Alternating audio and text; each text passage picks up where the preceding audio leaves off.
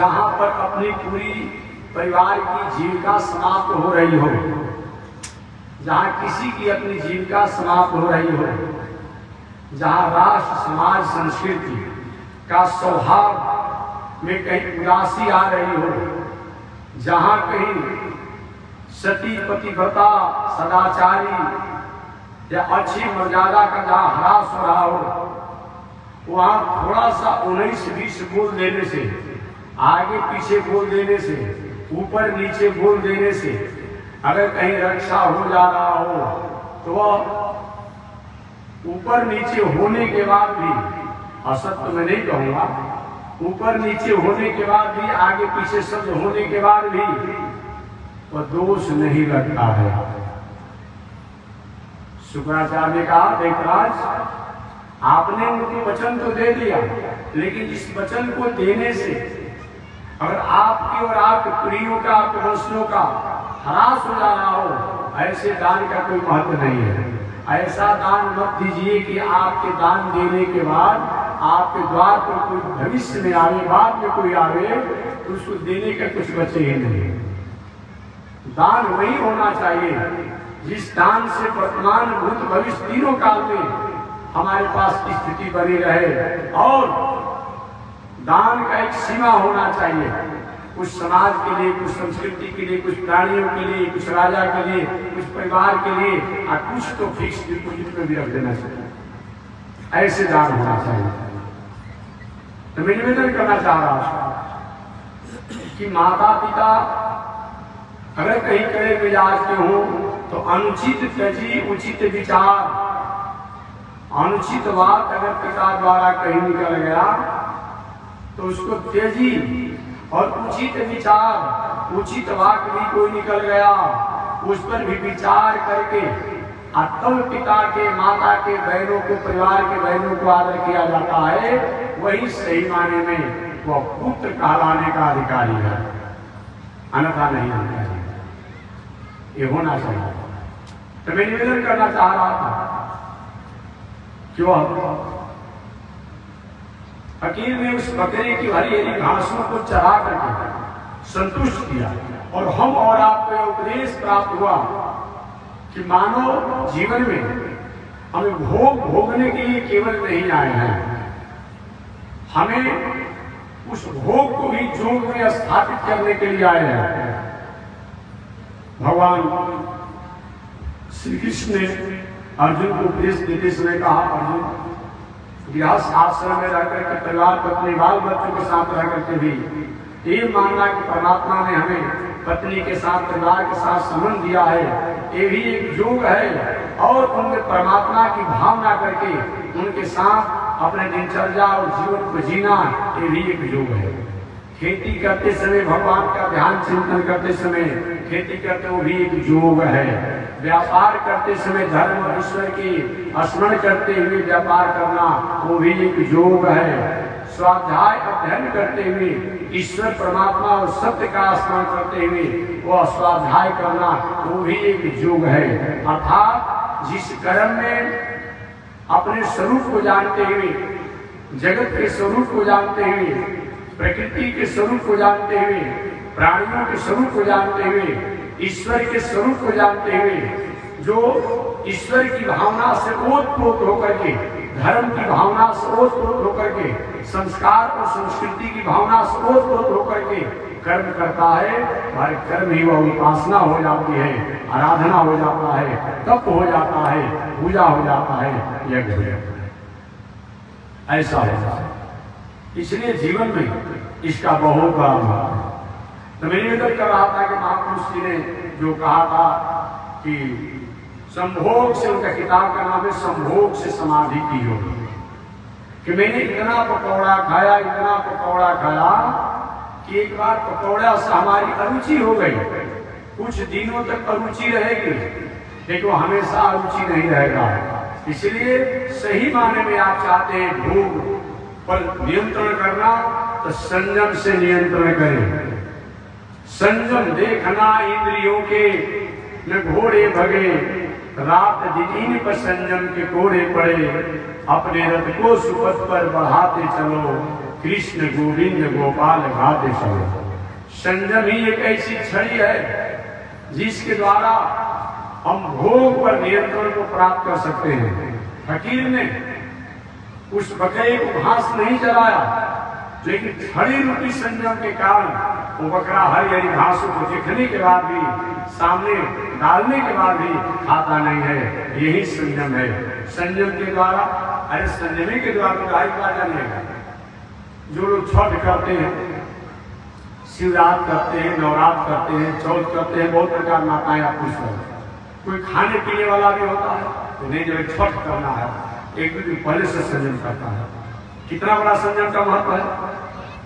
छठ से पहले, छठ करते समय और छठ के 1-2 दिन तक कितना बड़ा संयम रहता है।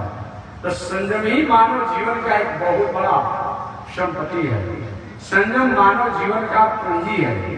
जिस मनुष्य में, जिस प्राणियों में, जिस व्यक्ति में संयम नहीं है, वो व्यक्ति के पास सब कुछ होने के बाद भी उसके पास कुछ नहीं बचा है।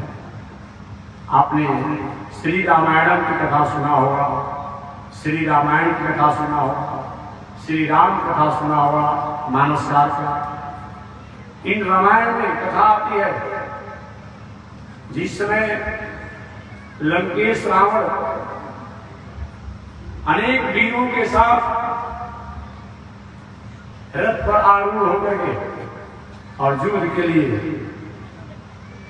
बिगुल जो फूका तैयार हुआ, इधर भगवान श्री राम रथ से विहीन थे, सारथी से विहीन थे। कृष्णावतार में तो भगवान ने अर्जुन के लिए सारथी तो बन गया।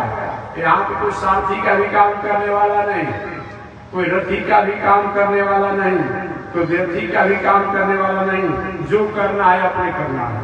भगवान श्री राम अकेले संग्राम भूमि में थे। हुआ कि कैसे संग्राम किया जा सकता, इतना बड़ा बलशाली है लंकेश रावण। अंत में ही हुआ कि भले ही लंकेश रावण के पास रथ है, घोड़े हैं, सब कुछ है, राम जी के पास रथ भी नहीं है, घोड़ा भी नहीं है, परंतु राम के पास धर्म और धर्म के अनेक अंगांग रूप में जो रथ के घोड़े, रथ के लगाम जो है, शायद लंकेश रावण के पास नहीं है। लंकेश रावण के पास अगर संयम होता तो लंकेश रावण का कोई बाल बाका नहीं कर सकता था। लेकिन संयम से विहीन होने के कारण लंकेश रावण जो मृत्यु पर, जमराज पर, काल पर विजय प्राप्त किया था, समय जब आया तो वही मृत्यु उसकी मृत्यु का कारण हो गया। देखिए, अगर हमारा मौलिकता, हमारी नैतिकता, हमारा नीति ठीक नहीं रहता है तो हमारा वह साधन संसाधन है, जो कुछ भी होता है, सिद्धियां होती है, जो कुछ होता है, हरास के कारण होते हैं।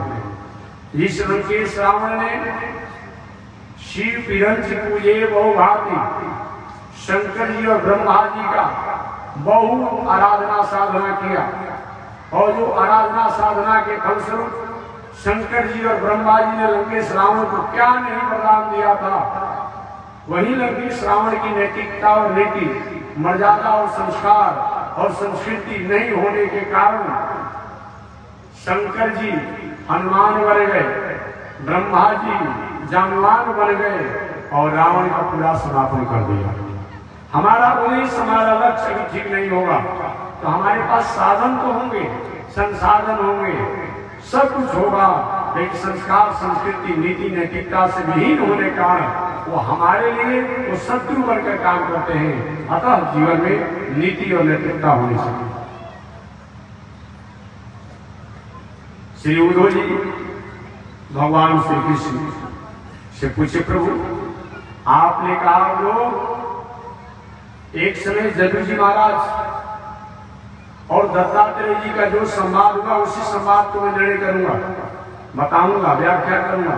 महाराज जदू जी कौन थे, उनकी क्या पहचान थी, दत्तात्रेय जी कौन थे, उनकी कौन सी मौलिक गुण उनमें था, इसको आप विस्तार से बताएं।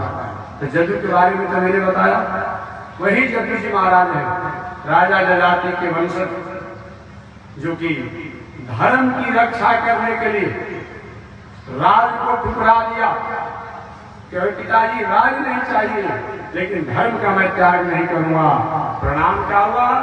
वही आज राजा जदू द्वारा धर्म की रक्षा करने का शास्त्र कहता है जदुश्च धर्म से रक्षा। धन्य है राजा जदू जिन्होंने धर्म की रक्षा करने के लिए अपने राज और पद को त्याग दिया। वही जदू जी भगवान श्री कृष्ण के मेरे कुल खानदान के पूर्वज हैं। दत्तात्रेय के बारे में कल में निवेदन कर दिया। आगे श्री उद्धव जी का प्रभु ऐसे जदू जी एक तो गृहस्थ आश्रम की दिनचर्या में अंतिम ऊंचाई पर पहुंचे हुए जदू जी महाराज समय लेके कि कहीं गृहस्थ आश्रम से कभी कोई मौका मिले, आप महानुभाव में बैठे यहाँ पर भले ही घंटा 2 घंटा बैठिए, किसी के पास मौका है अभी थोड़ा बड़ा अभी कुछ मुहूर्त का चल रहा है जो कि थोड़ा कुछ बैठने का मौका मिल गया, न तो गृहस्थ आश्रम में किसी को मौका है। आपने रामधारी सिंह दिनकर जी का भी नाम सुना होगा और भी बड़े बड़े विद्वान कवियों के नाम आपने सुना होगा। अभी किसका भी हमको याद नहीं आ रहा है, लेकिन एक कवि का एक शब्द हमको याद है आज भी, जो कि आप लोग भी पढ़े होंगे, पुराने लोग जो होंगे। उस कवि ने कहा था कि हमारे कृषकों को आराम नहीं है, हमारे कृषकों को आराम नहीं है, छूटे संग बैलों का ऐसा कोई अंजाम नहीं है। भले बैल अभी नहीं है कि कब सब ट्रैक्टर है ना। हमारे कृषकों को आराम नहीं है, छूटे संग बैलों का ऐसा कोई अंजाम नहीं है। कोई मौका है